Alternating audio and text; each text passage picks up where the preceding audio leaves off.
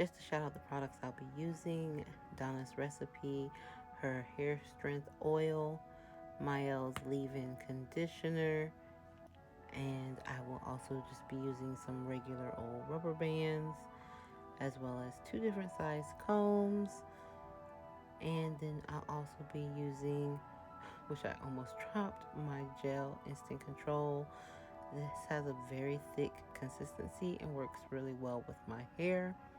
I'm also going to be using this pack of Passion Twist Canicolon hair. This is only the 10-inch because I've already used the 11 and 12 for different hairstyles. So I'm starting off by putting some vitamin E oil over my hands and just taking down these 2 twists that I put in after I washed and deep conditioned my hair the night before. And here you're going to see me just misting down my hair, refreshing it, adding in the Donna's Recipe oil, as well as my leave-in conditioner, and then blow drying my hair just a little bit straighter. Next, I'm going to begin to section my hair. So I'm going to take off this little small triangle part in the front, making sure to get my lines as straight as possible. Now, I will say next time I wouldn't have made it this big. I would have kept this section a lot smaller, but this is what I went with at the time, and you live and you learn. Also, I'm using my mirror. This has been the best purchase I've gotten from IKEA, is this mirror that you can screw into the wall, and it has an extendable arm. And this is so helpful when I'm doing like the back of my head, because I have a huge mirror in front of me and then this little extendable mirror that I can kind of use to see the back of my head.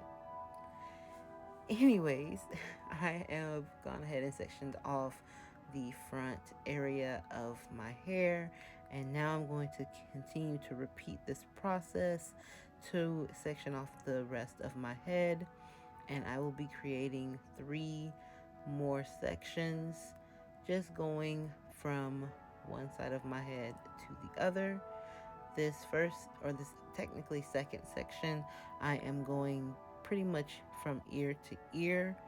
And like I said, just working as hard as I can to get the part as straight as possible. I was having so much trouble seeing past my hair to be able to part it.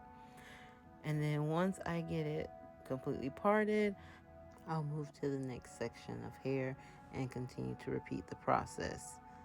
I'll make my part from side to side of my head, add my gel to make each section as smooth and sleek as possible, and then put the rubber band on to secure my hair at the top, making sure that it's not too tight so I'm not adding any tension to the middle of my head.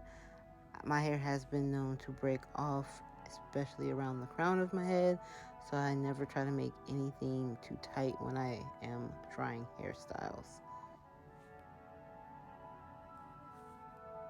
I also make sure to moisturize each section of hair. I add just a little bit of the leave-in conditioner mixed in with Donna's Recipe strengthening oil, and then I just apply it to the ends and make sure my hair is pretty much saturated. And then I just do a very light braid right down the middle. And I said light braid, I meant loose braid, you guys. Anyways, I go ahead and finish that braid off with just twisting the 2 ends together. I never braid my hair all the way down because it does not like it. It will break off on the ends. So I just twist at the bottom and then curl around my finger. And then we'll repeat this process on the last section of hair. So with me having traction alopecia, I do have to quote unquote create my edges. And so normally I'll just add a little gel to my finger and do a downward motion and just pull out my shortest hairs along the front of my hairline. And then I'll just kind of brush them out of the way. That way I'll have those clearly separated while I am styling the front of my hair. Now this is where I realized I should have just added this portion that I had separated earlier into my first bun, because it just created this little mini section. I am separating this small piece just to do two little tendrils coming down with the passion twist hair. So just two little passion twists right in the front of my face, and that is what I'm separating.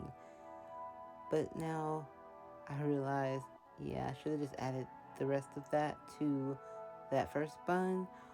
But I go ahead and slick it down with some gel and apply the rubber band, making sure to comb everything out and make sure that I have no tangles and that everything looks really sleek. But next time, this little piece will be added into the first bun. So to add a little spice to my Faux-Hawk buns, I am using the Passion Twist Kanekalon hair, and I am adding them to a regular rubber band. You take, and basically these are crochet, so it makes it really easy to loop around. You just loop it around the rubber band as though you are doing an actual crochet, and it will attach to the rubber and not come off. I also went ahead and separated the strands once I got them applied to the rubber band. Then I add mousse to the fake hair, and I know it's fake hair, but to me it just helps keep the hair a little bit smoother and softer for longer. Once the hair is nice and soft, I go ahead and attach using that same rubber band by just wrapping the rubber band around my hair and then twisting the ends of the passion twist around the bun. And I twist until I can get every piece tucked under, and I repeat on each section,